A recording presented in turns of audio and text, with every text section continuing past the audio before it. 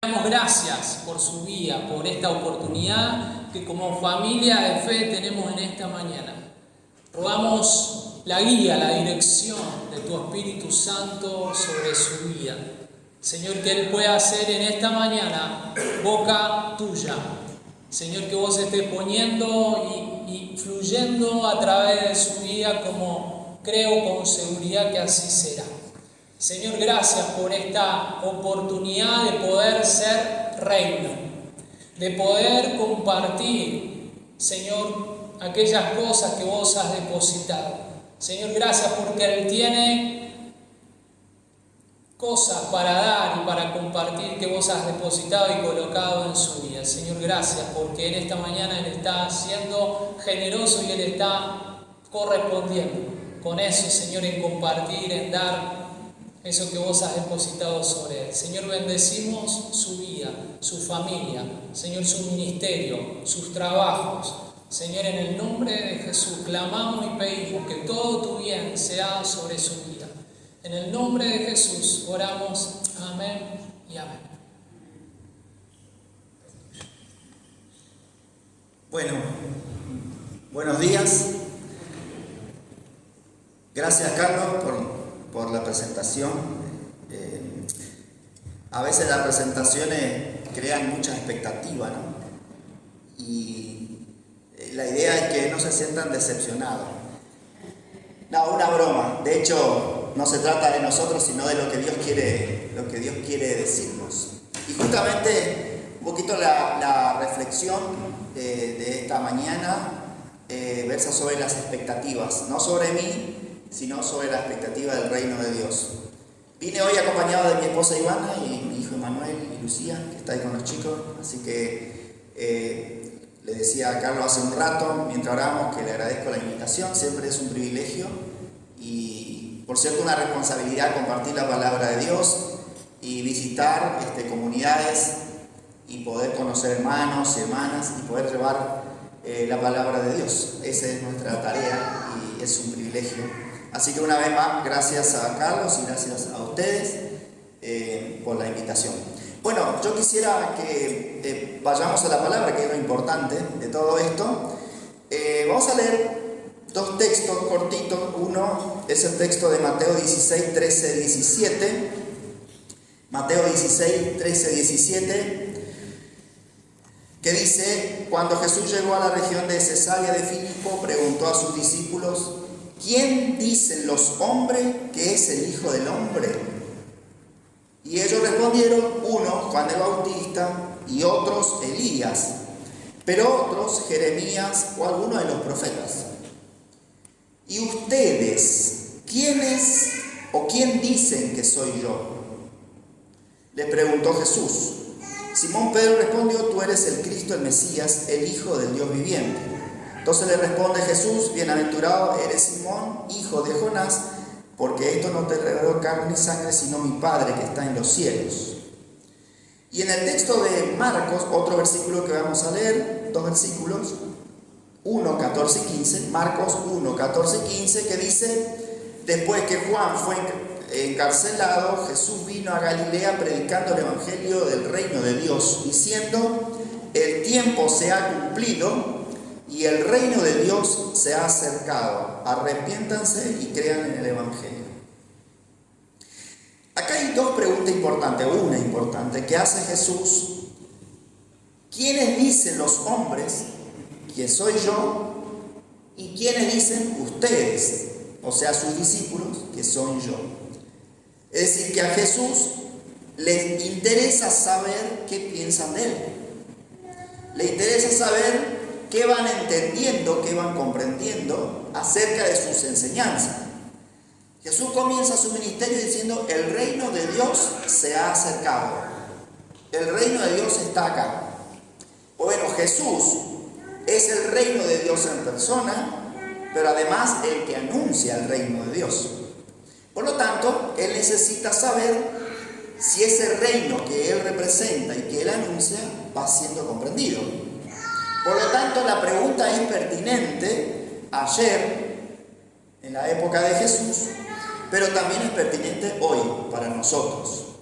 Por eso la pregunta también es para nosotros. ¿Quiénes piensan ustedes que soy yo? ¿Qué pregunta, no? Jesús nos pregunta, ¿quién soy yo para vos? ¿Qué opinan los demás? Pues bueno, eso sirve para tener un diagnóstico general, pero lo importante en Jesús, por lo menos en este contexto, son sus discípulos. ¿Y ustedes? ¿Quién soy yo? ¿Quién es Jesús para vos? ¿Quién es Jesús para mí? ¿Qué significa el reino de Dios acercado para nosotros? ¿Qué implicancia tiene el reino de Dios en mi vida, en mi familia, en mi contexto, en mi ciudad? ¿Por qué? Porque todos nosotros, evidentemente, tenemos una expectativa. ¿Sí? El reino de Dios, Jesús, significa algo para nosotros. ¿Sí o no? Sí. Cada uno de nosotros que llega a Cristo, Cristo significa algo, ¿no? Cristo implica algo para nosotros. ¿Será alguna respuesta a algunas preguntas? ¿Será alguna solución a algún problema de salud? ¿Será algún hecho extraordinario o un milagro? ¿O simplemente la llenura de un vacío? En definitiva, Jesús significa algo para nosotros.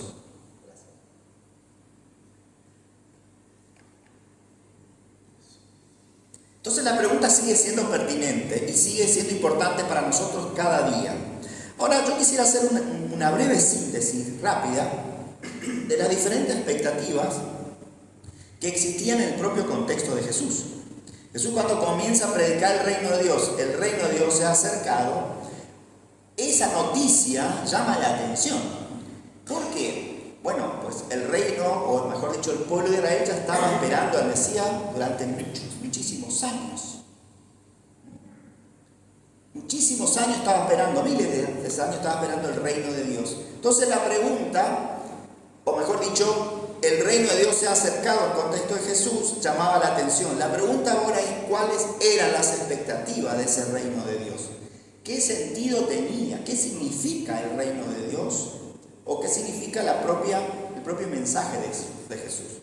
Vamos a hacer una síntesis. Fíjense, en la época de Jesús existía diversidad de personas, de grupos y de lo que se llama cosmovisión, es decir, de lo que se llama maneras de ver y entender y comprender la realidad del reino de Dios. Lo primero, los grupos de los fariseos. La comunidad de los fariseos, mejor dicho, el grupo de los fariseos, era un movimiento que había surgido en la época del exilio babilónico, más o menos el año 586 a.C., y que era un grupo de personas muy importantes en cuanto a que eran expertos en la ley. Es decir, nosotros, si prestamos atención, el pueblo de Israel, cuando es llevado al exilio, el exilio de Babilonia, pierde todo, ¿no? Pierde su tierra y su templo, que era su patria y su Dios. De manera que la propia identidad del pueblo de Israel pues estaba en crisis, porque si pierden una tierra ya no son nación, y si pierden a su Dios tampoco tienen una identidad de relación con su Dios. En la antigüedad la patria y la tierra y el Dios forman la identidad de un pueblo. Mi tierra, nuestra tierra y nuestro Dios. Pues habían perdido todo eso. Por lo tanto, su identidad estaba en crisis. Por lo tanto, en el exilio, ¿qué hace lo babilónico, mejor dicho, el pueblo de Israel en Babilonia?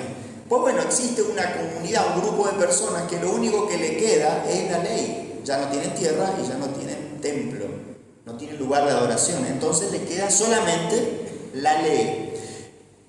De manera que la única forma de mantener la unidad y la identidad como pueblo era cumplir la ley. Cumpliendo la ley se es reino de Dios y se anticipa el reino de Dios.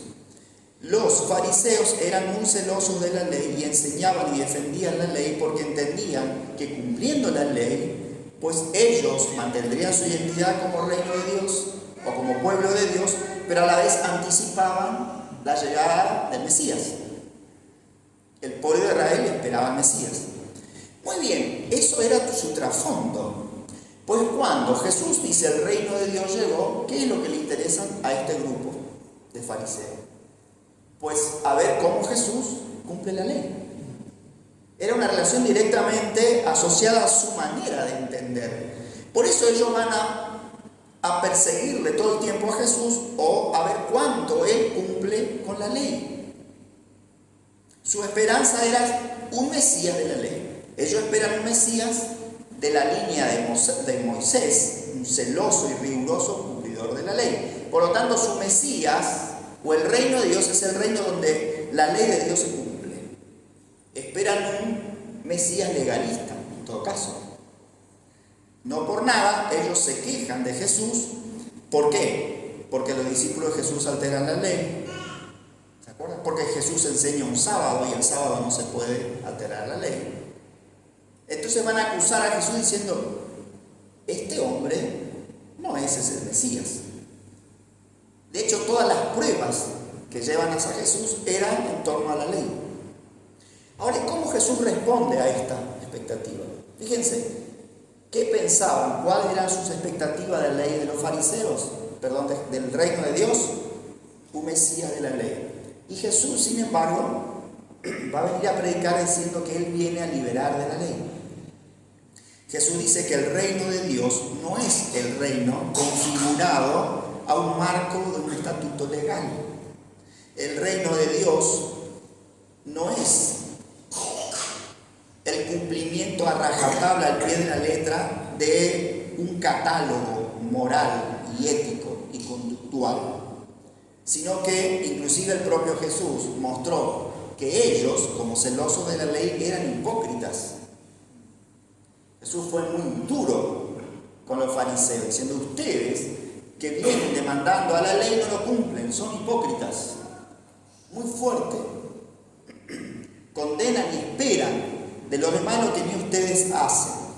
Pues bueno, el reino de Dios no es un estatuto legal, no es un parámetro normativo, no es cumplir con una lista de los no se debe hacer y sí se debe hacer, es mucho más que eso.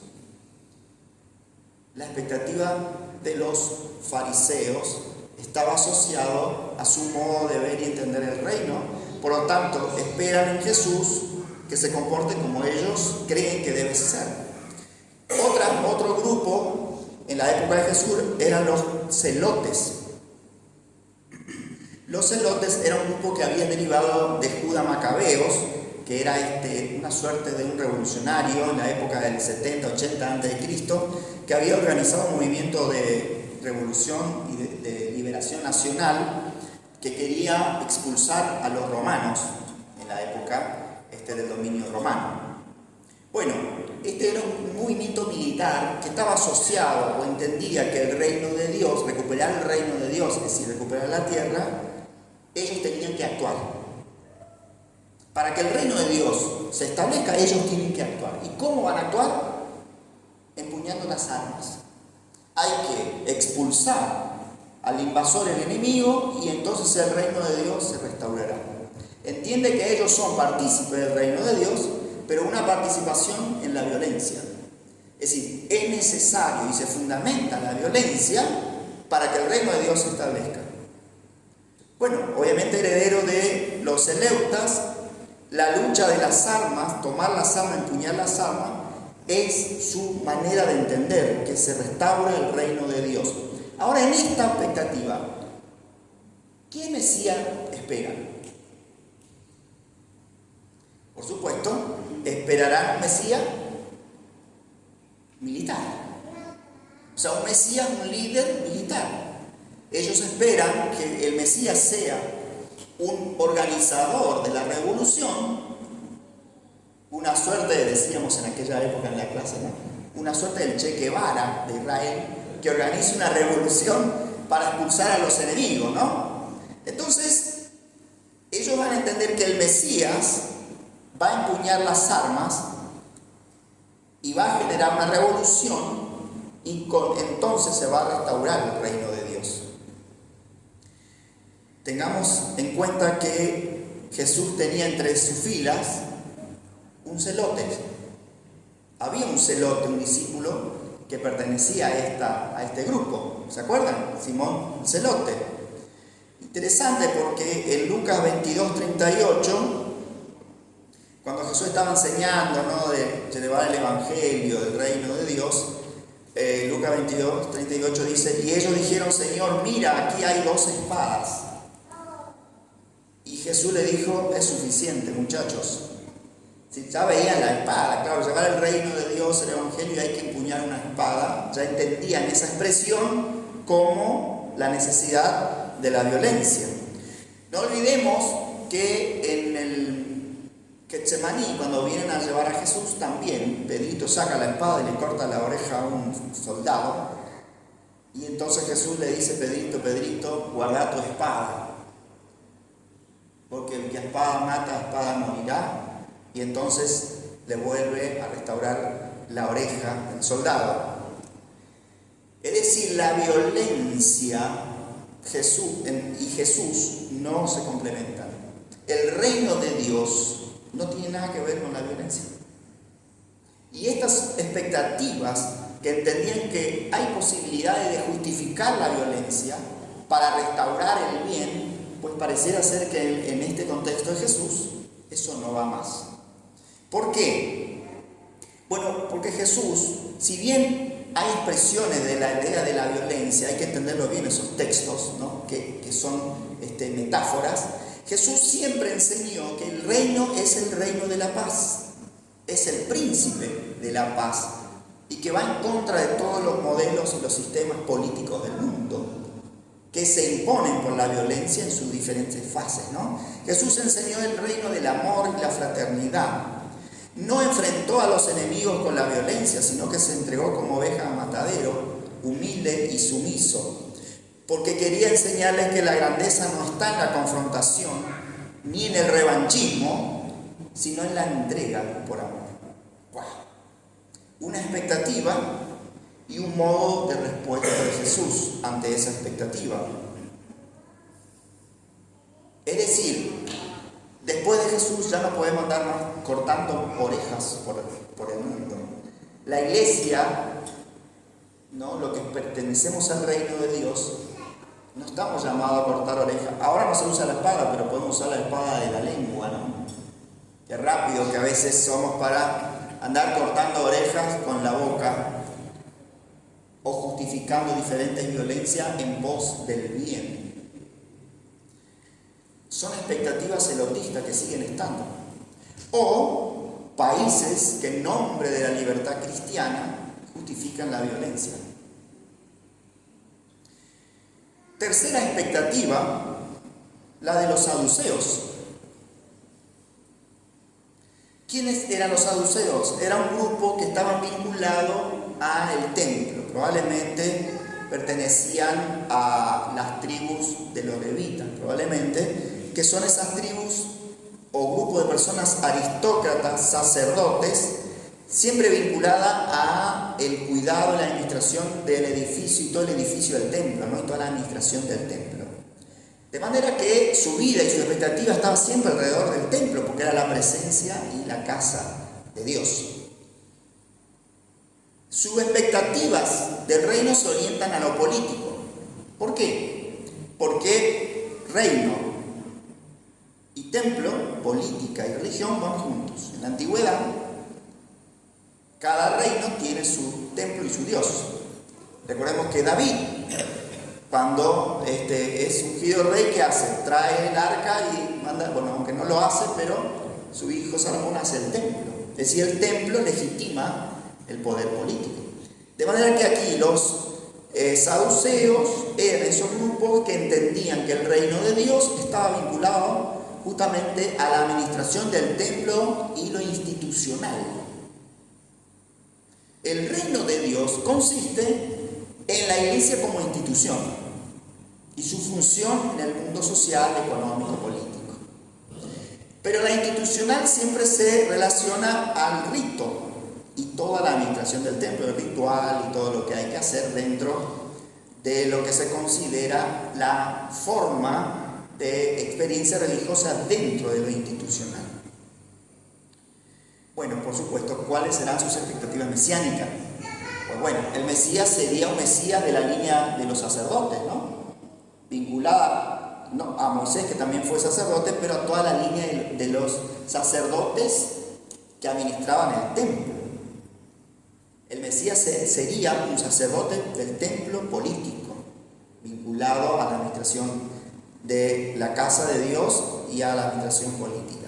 No se olviden que en el Antiguo Testamento el que unge al rey siempre es el sacerdote. Muy bien, ¿cuál fue la posición de Jesús? Bueno, Jesús se puso por encima del templo. Relativiza el templo en tanto institución. Libera de las estructuras institucionales del templo. La adoración ya no está enmarcada dentro del ritual del templo o exclusivamente a la adoración dentro de los ámbitos del templo, del culto formal. De hecho, Jesús iba al templo, ¿no? Pero la presencia de Dios ahora en Jesús trasciende el templo, porque es Jesús el que va a monopolizar, si quieren, la presencia de Dios personal. El reino de Dios ahora no se trata de ritos, de instituciones, de la exclusividad de la presencia de Dios solo en el día del culto, sino que Jesús va a ser el templo él mismo. Y la presencia de Dios ahora es la presencia de Dios en el Espíritu y en la verdad, que es Jesús. Destruyan este templo y en 3 días lo volveré a levantar. Ante los oídos de sus contemporáneos es como destruir. Mandó destruir el templo. Ven que no tiene nada que ver con el Mesías. Jesús se refería a sí mismo, ¿no? La presencia de Dios ahora gira en torno a Él mismo. El reino se identifica con Él, con su persona, que está en medio del pueblo. El reino no se reduce a la iglesia institución, sino en el medio del pueblo, entre pobres y pecadores. El reino de Dios afuera. El reino de Dios es la presencia de Jesús afuera. El santo en medio de nosotros, no reducido a lo institucional, fíjense. ¿Qué nos dice eso a nosotros hoy? Pues bueno, el reino de Dios no se reduce al cumplimiento del rito, en venir a la iglesia nada más los domingos, los días que hay reunión. El servicio al reino de Dios no se conforma o no se reduce solo, ¿no?, al ámbito del culto y nada más. O solamente venir y ser espectadores sentados esperando la palabra del reino. El reino de Dios es una relación personal con Jesús que nos involucra enteramente y las 24 horas del día, porque es relación personal. ¿Cuáles son tus expectativas del reino de Dios? ¿Qué significa el reino de Dios para vos, para mí? Entonces, sus contemporáneos tenían un sentido, de acuerdo a sus propias visiones y miradas. Y para nosotros, ¿qué significa hoy? Hay una expectativa más. Si bien no hay registros que había relación directa con Jesús de estos grupos que eran lo que se llama la comunidad de Qumran, aunque algunos dicen que Juan el Bautista probablemente pertenecía o tenía vínculos con esta comunidad, si ustedes han escuchado donde hace unos años atrás se encontraba el arroyo del Mar Muerto, ahí por las montañas, cerca del Mar Muerto. Bueno, había una comunidad que se llamaba Qumran, que era una suerte de comunidades monásticas que vivían aislados del centro cosmopolito de Jerusalén, vivían en el desierto. Porque ellos entendían que el Jerusalén estaba contaminada y corrompida, ¿no?, porque justamente estaba dominada por los romanos.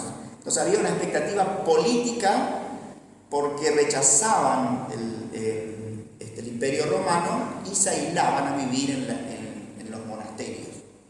Decían que la santidad solamente se podía sostener aislado del mundo.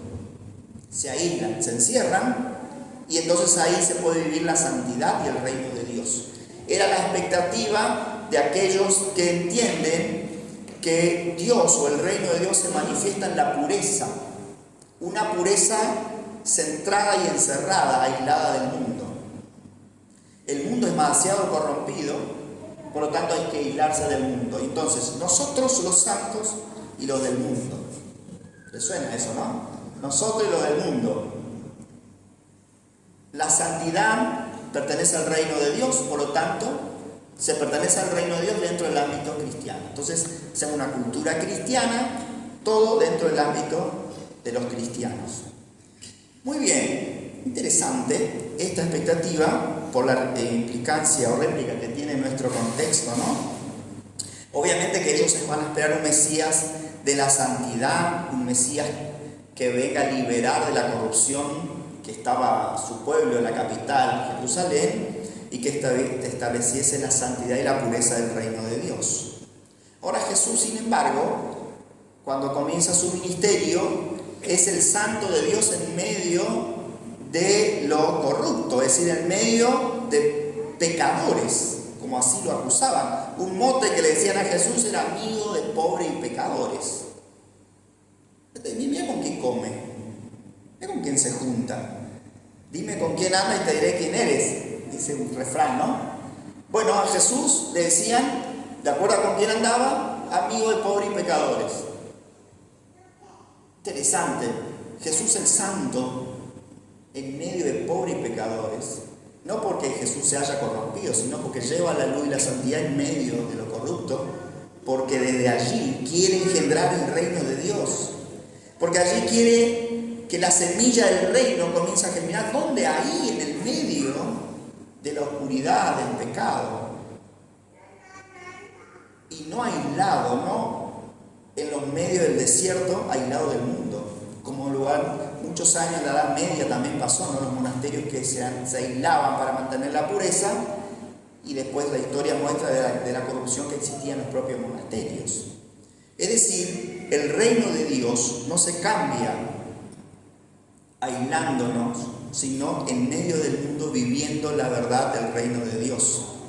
No se cambia el reino de Dios esperando la presencia de un Dios santo que viene de arriba, sino viviendo la santidad desde abajo, llevando la santidad y la presencia desde abajo. Somos nosotros los que llevamos el reino y los frutos del reino desde abajo para arriba. Generalmente esperamos los cambios de arriba hacia abajo. Entonces el cristiano, la iglesia, oramos para que Dios ponga algún político cristiano, por ejemplo, para que entonces el político cristiano baje de arriba hacia abajo la erradicación de la corrupción y demás, de arriba hacia abajo. Pero el reino de Dios es una transformación de abajo hacia arriba. ¿Por qué? Porque arranca en el corazón de cada individuo. Comienza en nosotros, en el encuentro personal con Él. Comienza en la experiencia transformadora y revolucionaria de un gobierno que es la presencia de Dios en nosotros y de ahí hacia afuera. Amén. Amén. Esperar las transformaciones de afuera hacia adentro lleva a que nosotros solamente esperemos los cambios desde otro, o lleva a que nosotros seamos pasivos y no nos involucremos, y entonces echamos la culpa de los males siempre a nosotros. Pero el reino de Dios es el reino que pretende una transformación desde adentro. Y acaba la última expectativa, que era la expectativa del Juan el Bautista.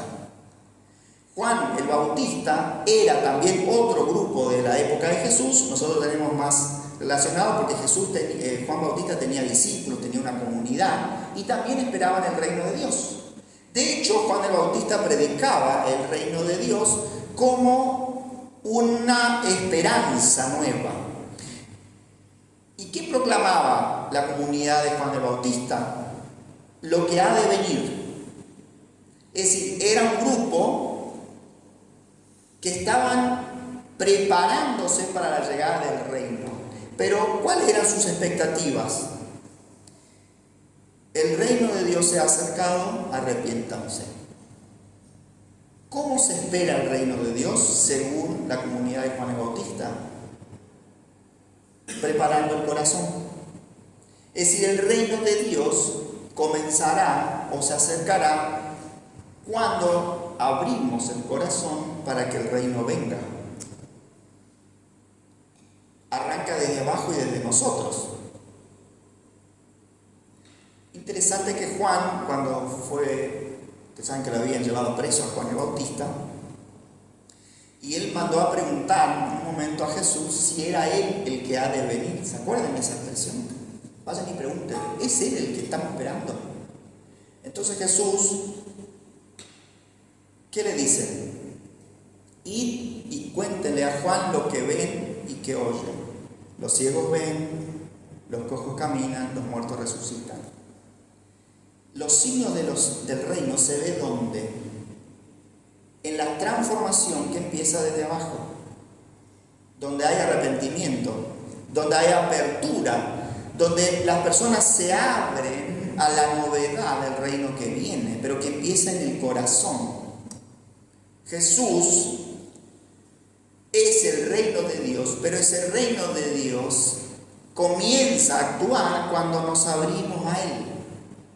Los frutos del reino se empiezan a hacer presente cuando nosotros nos abrimos al reino de Dios. No es el político que viene a generar una revolución desde el poder para transformar la realidad. No es aquel que viene a restaurar lo institucional y desde la institución cambiar de arriba hacia abajo. No es aquel que viene a traer unas nuevas tablas de la ley, a imponer y cumplan esto y entonces el reino se hace presente. El reino de Cristo es desde abajo.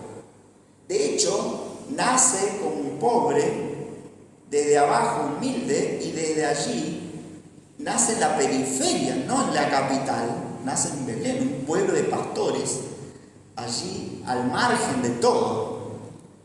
Y desde allí, llamando a trabajadores, pescadores, comienza a gestar el reino de Dios. ¿Qué es el reino de Dios? ¿Y ustedes, quiénes dicen que soy yo? El reino se acercó. Ahí están los signos. ¿Quién soy yo? ¿Qué es el reino de Dios? Uno podría decir, ¿el reino de Dios ya está presente, sí o no? Sí. ¿Sí o no? Hace más de 2000 años, ¿no? Si Jesús es el Mesías, el reino de Dios ya está. La pregunta es, ¿y dónde están los frutos del reino? ¿Ustedes se acuerdan las expectativas o la esperanza mesiánica del Antiguo Testamento? Cuando el reino de Dios venga, allí las profecías de Isaías, además, el lobo se pasará. ¿Se acuerdan la profecía? ¿Qué pasaría en la venida del reino de Dios?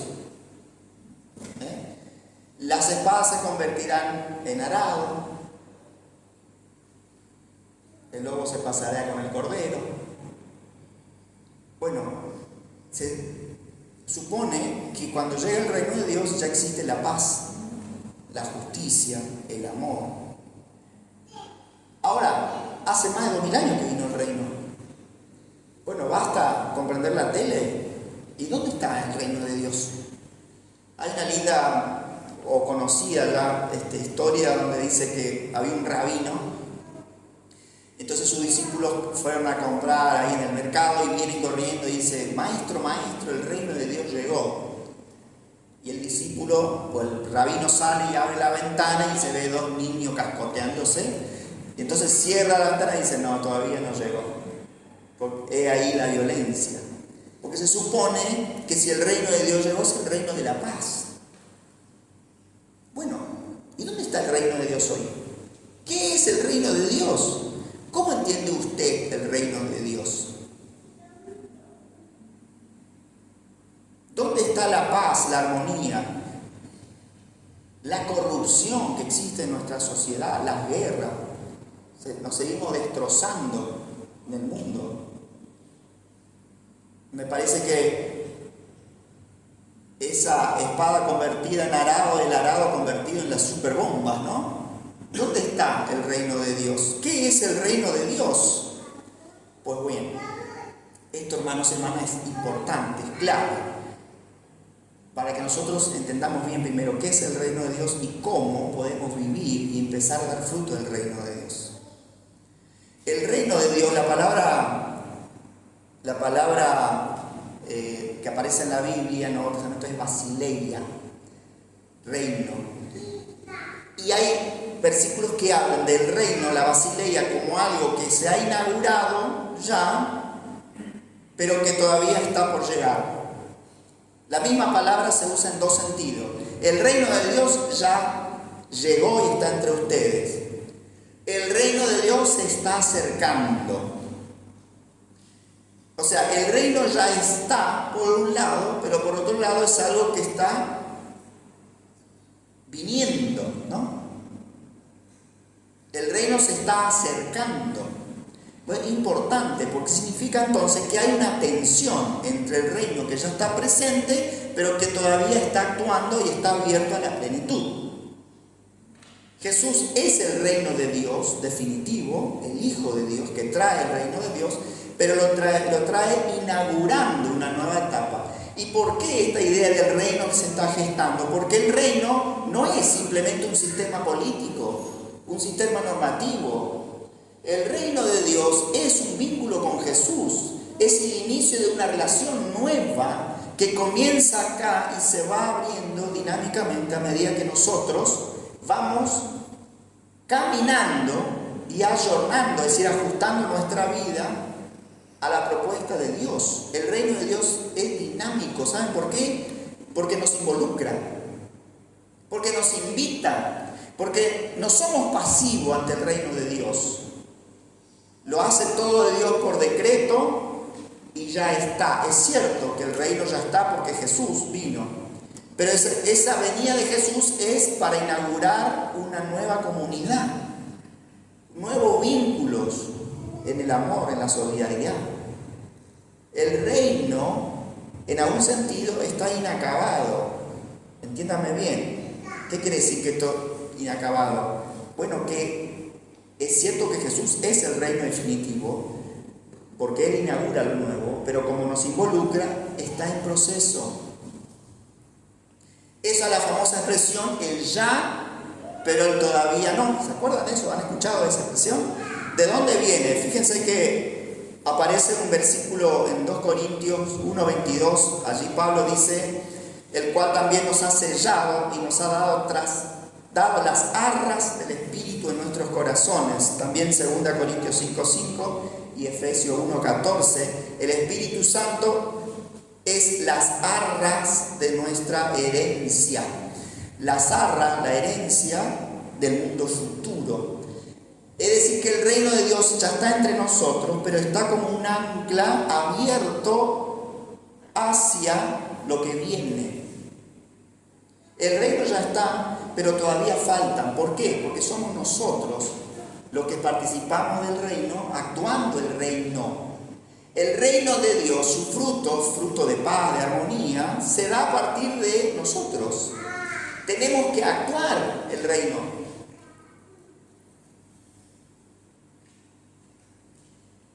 ¿Cómo se actúa el reino? Viviendo la vida que Jesús nos invita. Los frutos del reino, entonces, la justicia, la paz, el amor, la erradicación de la violencia, lo actuamos nosotros con nuestras vidas. Somos agentes activos en la proclamación y en la actuación del reino de Dios. Pero Mario, tanta violencia aún, tanta corrupción. Bueno, la corrupción es estructural y todos estamos metidos como cultura. Ahora la pregunta es cómo nosotros, en nuestro contexto, actuamos el reino de Dios para destruir las corrupciones nuestras, personales y nuestro entorno. Pero Mario, en la propia iglesia hay pecado, y chocolate por la noticia. La iglesia la hacemos nosotros. Y la santidad de la iglesia la tenemos que generar nosotros. La santidad es un don. Dios nos hizo santos, pero ahora la santidad hay que llevarla a cabo. La santidad, que es el principio del reino, es un don, pero también es una tarea. Nuestra tarea es santificar nuestra vida y la vida del mundo. Sean santos, porque yo soy santo. Completen la obra de la santificación. Si la santidad pertenece a Dios y Dios nos dona la santidad, ahora tenemos que vivir la santidad y en la santidad, es decir, vivimos el reino de Dios. ¿Quién es Jesús? ¿Quién es el reino? ¿Qué significa el reino de Jesús para vos? ¿Qué es el reino de Dios?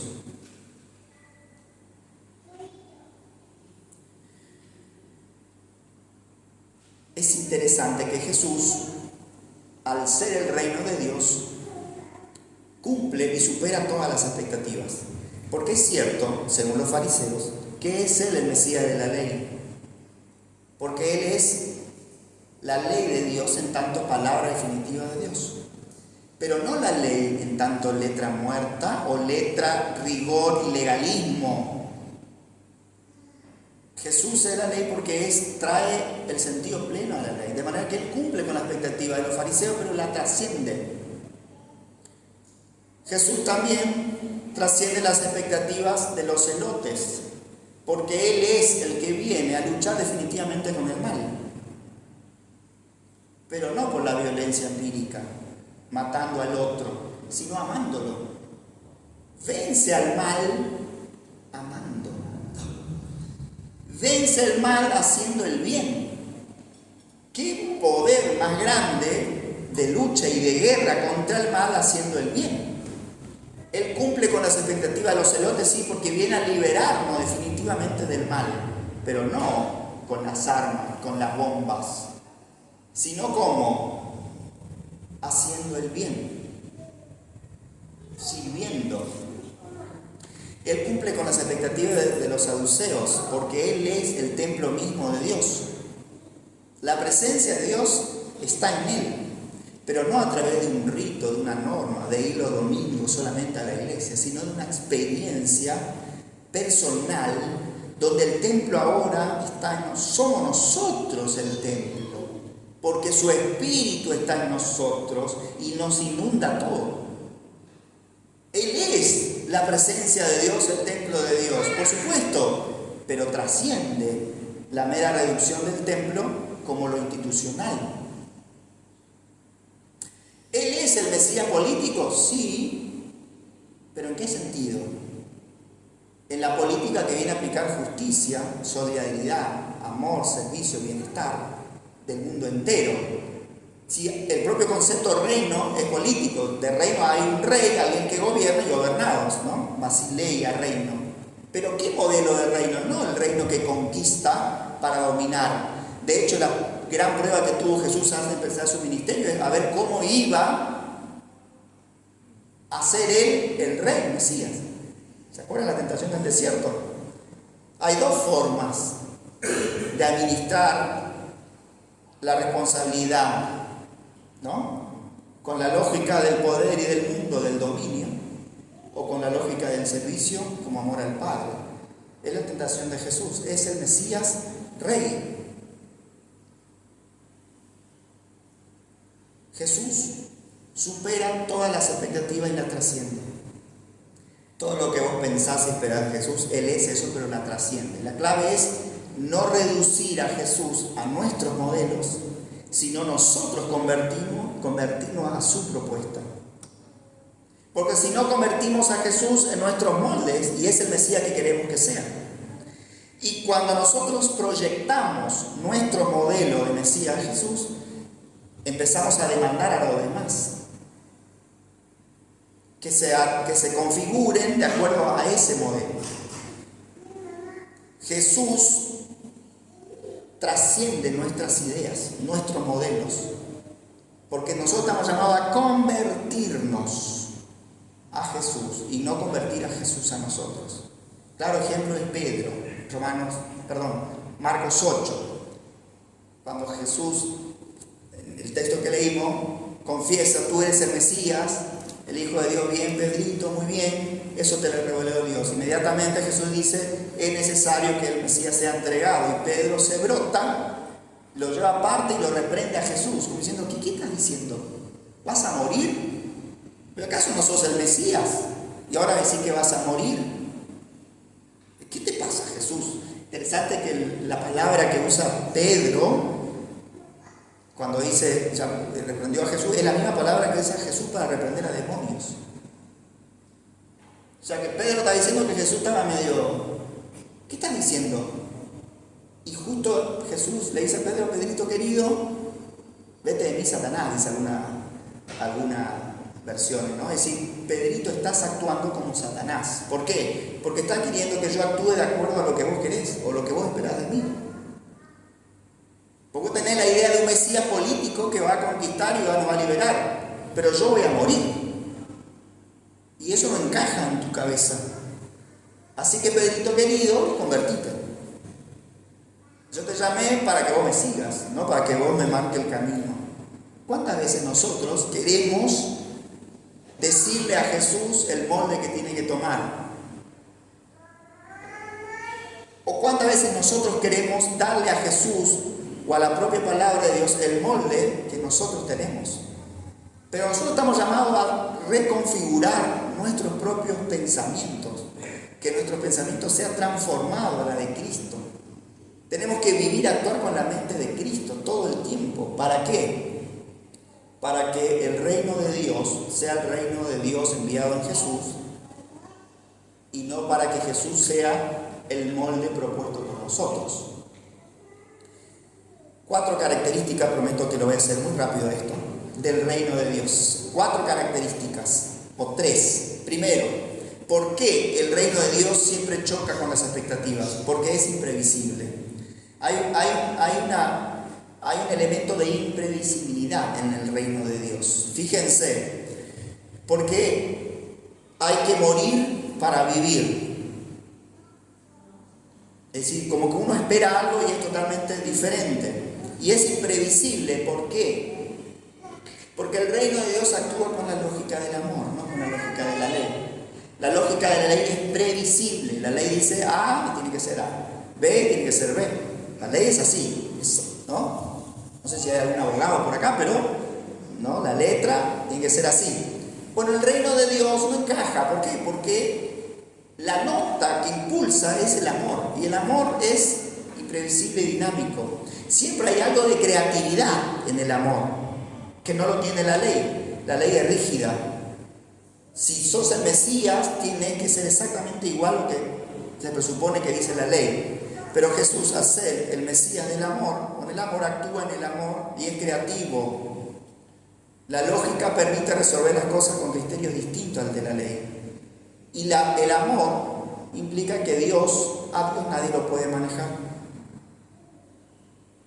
A veces sana con saliva, sana con barro, sana tocando. Es imprevisible. Segundo, la lógica, el reino de Dios invierte la lógica humana. Invierte la lógica humana. Hay que servir para ser grande. La lógica humana dice que para ser grande tenés que pisar las cabezas, ¿no? Hay que subir, cuanto más subo, mejor. Y el reino dice, si vos querés ser grande, tenés que bajar. Tenés que morir para vivir. Morir para vivir. El único que le gusta, siempre digo este chiste, y van a decir siempre lo mismo, pero el único que le gusta es este principio de la ley, es el boxeador, porque es mejor dar que recibir. Mejor dar que recibir, no, sí, está de acuerdo con él. Es decir, invierte la lógica humana, ¿no? El reino de Dios es como un grano de mostaza. ¿Cómo un grano de mostaza? Es algo que imperceptible. En cambio, el reino del mundo lo de todo ostentoso. Salomón mandó traer cedro del Líbano, porque hay que ostentar el poder y el reino. ¿No? Fíjense los gobiernos, ¿no? Políticos. Gente, cuando llegan al poder ostentan autos y wow. El reino de Dios es un grano de mostaza ahí, imperceptible. Es contra razón, contra lógica. ¿Por qué? Porque el reino de Dios no se calcula con la lógica humana. No encaja en la lógica humana. Hay que convertir la lógica humana. Dios es más de nuestra razón y de nuestras leyes, nuestros principios. Tenemos que convertir nuestra lógica a la lógica. Por eso genera tanto escándalo. Jesús, el reino de Dios que muere en la cruz. explota, es un escándalo y es una locura lógica, diría allí Pablo, escándalo y locura. Y tercero y último, el reino de Dios, además de ser imprevisible, además de romper la lógica humana, es el reino de la misericordia, porque Dios es amor. La misericordia, es decir, Dios actúa siempre en favor del otro, siempre al servicio del bienestar, siempre para restaurar, siempre para sanar, siempre para hacer justicia por el más débil. El Dios que no impone, sino que propone desde abajo del servicio y la entrega. Es misericordia y trasciende las normas morales, trasciende la frontera del templo, trasciende la cultura cristiana, porque a él lo mueve la misericordia, el amor por el sufrido, por el sufriente. El reino de Dios es el reino de los santos en medio de nosotros. Amén. ¿Qué es el reino de Dios? ¿Qué significa Jesús para vos? ¿Qué esperás del reino?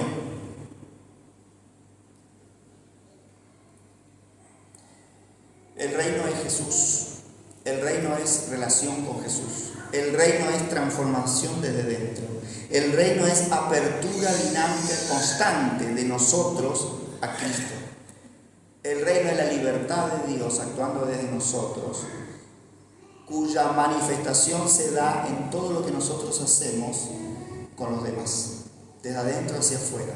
El reino de Dios es servicio donde nosotros somos totalmente activos, no esperando que lo haga otro, sino nosotros actuamos el reino y empezamos a transformar desde nosotros. Estamos absolutamente involucrados en el reino de Dios. Por eso a Jesús le interesa saber qué piensan los demás. Si nosotros preguntamos hoy, ¿qué piensan los de afuera que es el reino de Dios? Si entendemos que el reino de Dios es la iglesia, ¿qué piensan los de afuera de la iglesia? No sé si quiero saber mucho lo que piensan de nosotros, ¿no? De ahí cuál es nuestro testimonio.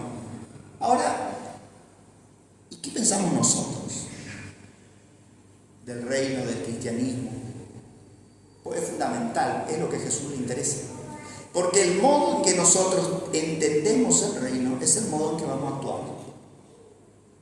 De acuerdo a cómo entendemos, es el modo en que vamos a actuar. No da lo mismo. Hay que cambiar el modo de pensar, de entender, para cambiar el modo de actuar y hacer. Amén. Vamos a orar. Señor, gracias te damos en esta mañana, por esta bella mañana, por este tiempo que tú nos permites compartir alrededor de tu palabra. Gracias, Señor, por este lugar tan cómodo y tan bello, pero principalmente gracias por tu presencia y gracias por tu palabra, que es lo verdaderamente importante. Gracias por tu presencia en medio de nosotros, porque tu palabra es una palabra activa, viva, actuante. Gracias porque ella nos interpela. Gracias porque delante de tu palabra no podemos quedarnos igual. Gracias porque nos molesta, nos inquieta. Señor, y ayúdanos que esa palabra nos transforme una vez más. Señor, tu palabra quiere actuar el reino en nosotros. Por eso no queremos conformarnos. Queremos romper toda comodidad. Queremos abrir nuestras mentes, nuestros corazones, nuestras mentes, para que tu palabra nos ilumine una vez más. Señor, queremos y recibimos tu reino como un encuentro, como una apertura a tu palabra que transforma, que empieza en mi corazón y en mi mente. Por eso ahora, Señor, transfórmanos una vez más, conviértenos una vez más. Señor, que toda estructura mental pueda ser abierta ahora a la dinámica de tu presencia, de tu reino. Que toda idea mental sea ahora abierta a tu novedad. Que toda estructura legalista pueda abrirse ahora a la ley del Espíritu, que es libertad, que es acción, que es vida. Para que podamos actuar justicia, amor, servicio. Señor, sácanos de nuestros lugares estancos, de nuestras posiciones pasivas. Señor, queremos comenzar a vivir el reino con esa fuerza motora que nos moviliza, Queremos estar dispuestos a servir. Queremos estar dispuestos a actuar el reino desde dentro de mí, en mi casa, en la iglesia, hacia afuera. Señor, trae la frescura y la renovación de tu reino. Y te lo pedimos confiadamente porque tú nos enviaste tu Espíritu. El Espíritu que es acción, el Espíritu que es reino presente, el Espíritu que es libertad de la ley, de las ideas cerradas, de las estructuras, Espíritu que es apertura, Espíritu que es vida, en el nombre de Jesús. Señor, que esta palabra pueda seguir actuando en cada uno de mis hermanos y mis hermanas.